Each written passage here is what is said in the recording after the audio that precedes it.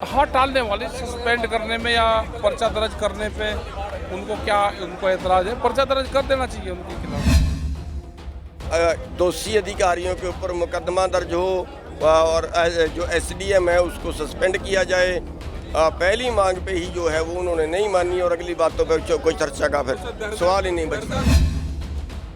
सरकार बिल्कुल बचाने की, जैसे उनका कमाऊ पुत्र हो इस तरह से उसका बचाव कर रही है, इस तरह से उसको सरकार बचा रही है। कि उसकी वैसे इंक्वायरी कर देंगे, हम इंक्वायरी करवा देंगे।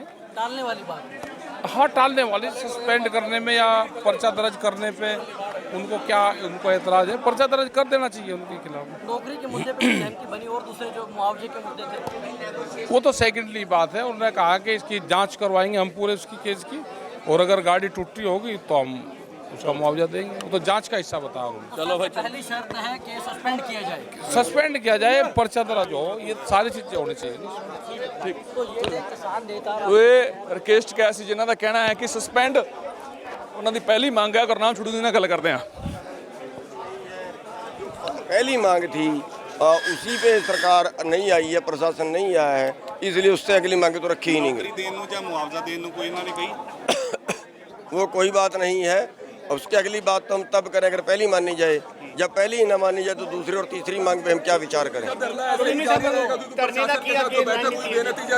जो हमारा धरना है वो एज इट इज जारी रहेगा, क्योंकि बेनतीजा होने के बाद हमने पहले से घोषित किया हुआ है कि जब तक हमारी बात नहीं मानी जाएगी तब तक हमारा आंदोलन जारी रहेगा, हमारा धरना जो है यहाँ पे जारी रहेगा। अगली मीटिंग से बता दीजिए, बहुत लोग हैं, क्या कुछ हुआ? देखिए, आज की जो बातचीत थी वो विफल रही है। जो हमारी सबसे पहली मांग थी कि दोषी अधिकारियों के ऊपर मुकदमा दर्ज हो और जो एसडीएम है उसको सस्पेंड किया जाए। पहली मांग पे ही जो है वो उन्होंने नहीं मानी और अगली बातों पे कोई चर्चा का फिर सवाल ही नहीं बचता। अगली मीटिंग प्रशासन की तरफ से कोई टाइम नहीं है,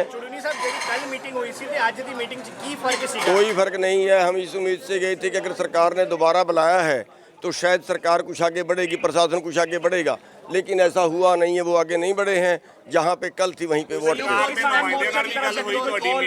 नहीं, सरकार के नुमाइंदे नहीं थे, कमिश्नर साहब आज आए थे। सरकार बिल्कुल बचाने की, जैसे उनका कमाऊ पुत्र हो इस तरह से उसका बचाव कर रही है, इस तरह से उसको सरकार बचा रही है। किसान मोर्चा की तरफ से अगली कॉल तो मीटिंग करने के बाद दी जाएगी, लेकिन जब तक अगली मीटिंग करके कोई अगला फैसला नहीं लिया तब तक मोर्चा ऐसे जमा रहे। क्षेत्र है करनाल, तो लगता है कि क्या वो सीरियस नहीं है इस चीज को लेकर कि हल निकाला जाए इसका? शायद समझ नहीं है या सीरियस नहीं है कि उसके क्षेत्र में ये काम हो रहा है और वो चुप से बैठा हुआ है और वो एक अधिकारी को अवैध तौर पे बचाने की कोशिश कर रहे हैं, तो ये बहुत गलत है। ये अच्छे मुख्य इस समय आप जिला सचिवालय के मेन रोड पे बैठे हैं, जिससे कारोबार भी आसपास का जो है फर्क पड़ रहा है और लोगों को परेशानी हो रही है। नहीं, कारोबार तो चल रहा है। हमने किसी को कैसे आपने कहा कि बिल्कुल प्रॉपर तरीके से धरना लगाया जाएगा जिससे आम आदमी को परेशानी ना और सचिवालय का काम भी चलता रहे। हाँ, हम जो है वो तो बाहर निकल के देखेंगे क्या पोजीशन है, लेकिन हम किसी को परेशान नहीं कर रहे हैं।